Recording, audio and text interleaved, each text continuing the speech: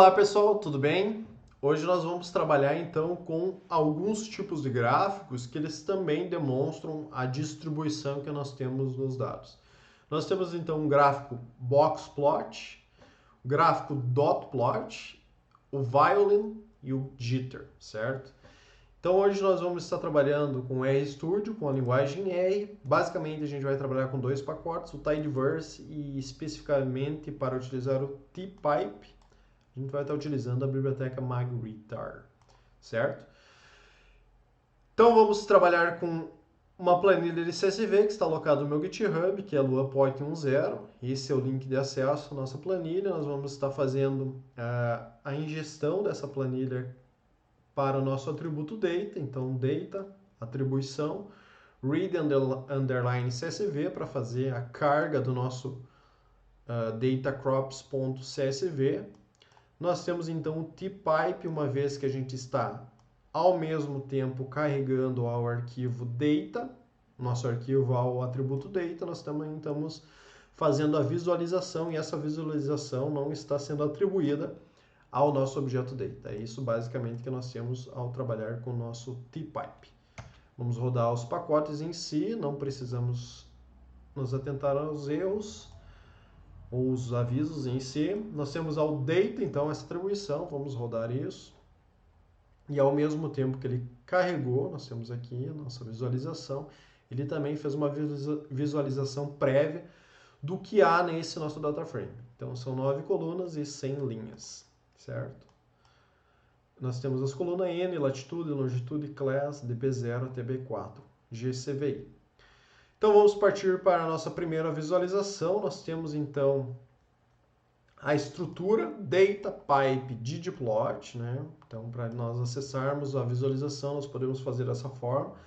Então dentro das estruturas do pipe, datapipe ggplot, o sinal de mais e aqui a gente vai adicionando os layers que a gente quer. Então nós queremos uma geometria de um plot que seja boxplot, então a gente utiliza o geom underline boxplot. O nosso mapeamento vai ser por posição, então nós temos X, no eixo X nós queremos a nossa categoria, que é ou soybean ou corn, então nós estamos trabalhando com a coluna class. No Y eu quero que seja a minha coluna contínua, com valores contínuos, B4 GCVI, e quero que o preenchimento desse meu boxplot seja em função da minha categoria em si. Aqui nós temos alguns atributos que a gente pode modificar, que é restrito ao geom underline boxplot. Primeiro é o outlayer.fill. Então, quando a gente tem um boxplot, a gente vai ver daqui a pouco, nós temos alguns shapes circulares, né? E esses shapes circulares são possíveis outlayers que nós temos. Muitas vezes são outlayers, mas muitas vezes também eles acabam representando o nosso conjunto de dados e a gente tem que tomar um cuidado se a gente remove ou se a gente considera o outlayer como representante da nossa distribuição dos nossos dados. Mas nesse caso a gente está trabalhando com o outlayer e a gente quer que ele seja vermelho. Então a gente coloca outlayer.fill red. Então nós temos também o outlayer.shape, que a gente pode modificar o shape do nosso outlayer, que nesse caso é o shape circular com a possibilidade de preenchimento da cor, para a gente utilizar esse outlayer.fill também. E o outlayer.size, então, é o tamanho do nosso outlayer no nosso gráfico. Scale, underline, fill, underline, manual, uma vez que a gente tem a modificação do preenchimento do nosso boxplot, em função das cores padrões do ggplot, a gente quer modificar isso. Soybean, um tom de verde, essa é a cor hexadecimal de um tom de verde. Nós temos então o corn, um tom de amarelo, essa é a cor hexadecimal de um tom de amarelo. Queremos modificar o labs, onde que X vai ser class, o Y vai ser B4 GCVI, a nossa legenda, né, que nós temos aqui, vai ser class, dois pontos, e o nosso título do nosso gráfico vai ser um gráfico de boxplot, então a gente coloca o título boxplot. E a nossa legenda, a gente gostaria da nossa legenda que fique abaixo do nosso gráfico. Então a gente coloca theme, né, de tema, legend.position igual a bottom, para ficar abaixo do nosso gráfico. Vamos rodar tudo isso, nós vamos ter então a visualização clássica de um box plot. O que isso representa em si? Então, basicamente, essa linha horizontal, nós vamos ter o valor da mediana dessa nossa distribuição para core, e nessa aqui nós temos essa linha horizontal, que é a nossa mediana para soybean. O valor debaixo da nossa caixa, do nosso box plot, é o primeiro quartil, e o valor acima nós temos o terceiro quartil. O limite que nós temos aqui, ele é chamado de mínimo, mas nada mais é do que esse, basicamente é o quartil menos 1.5 vezes o interquartile range, certo?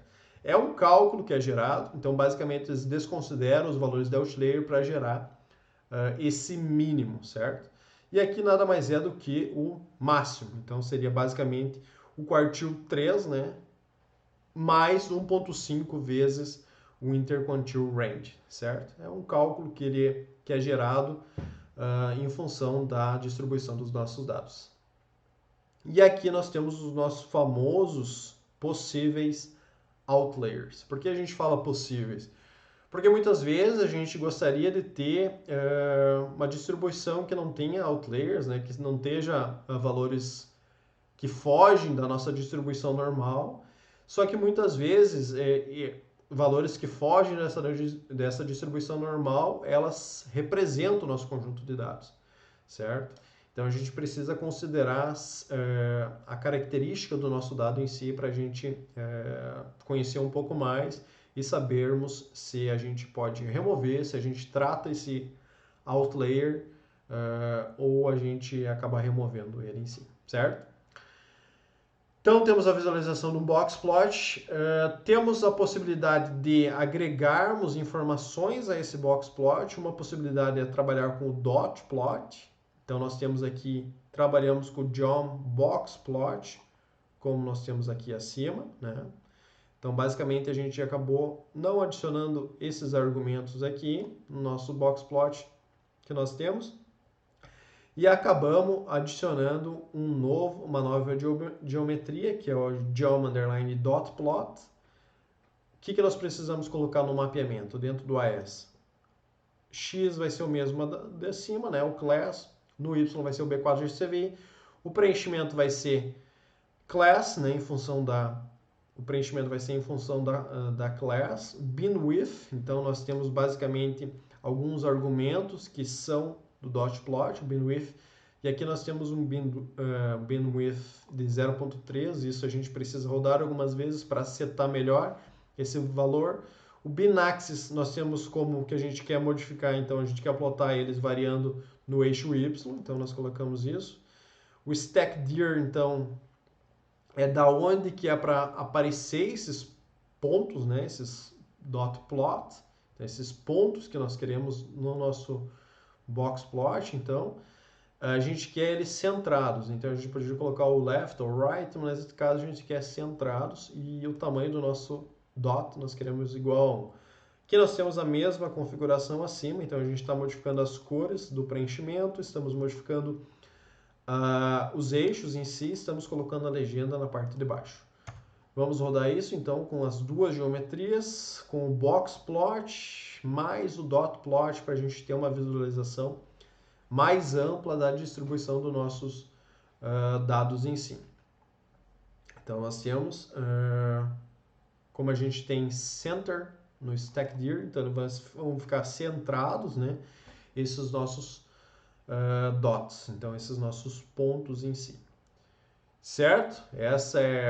Poderia ser um incremento, né, de visualização do nosso box plot que muitas vezes é adicionado a gráficos como o box plot, como também o violin que nós vamos ver agora, certo?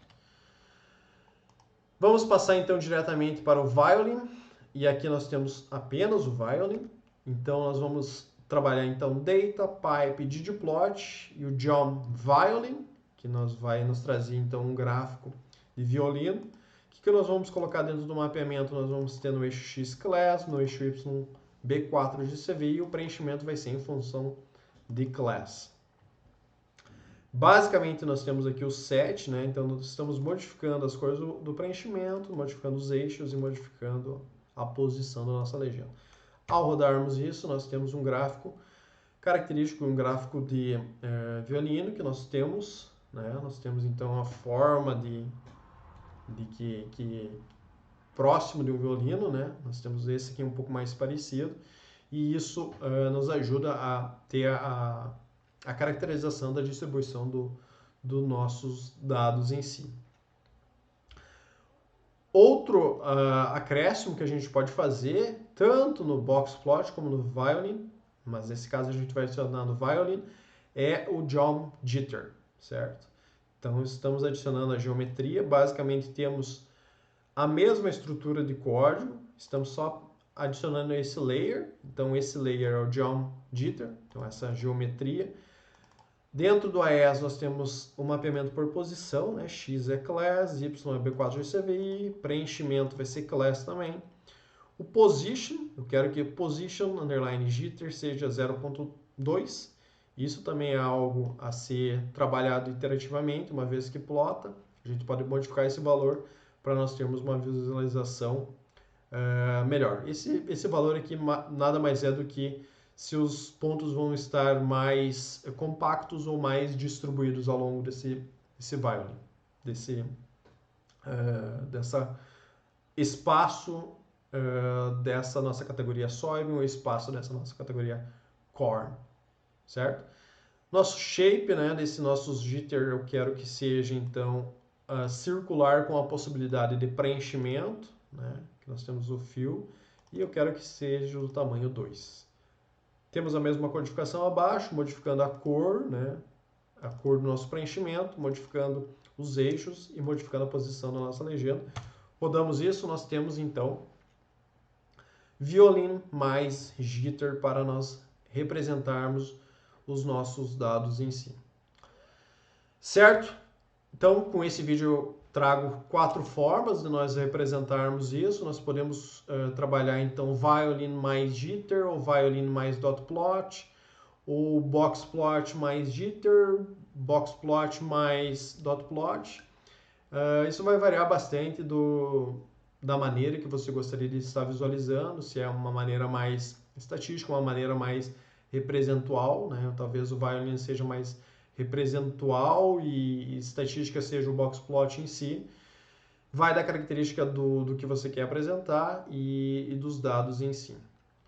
Certo? Muito obrigado por assistir esse vídeo e até mais.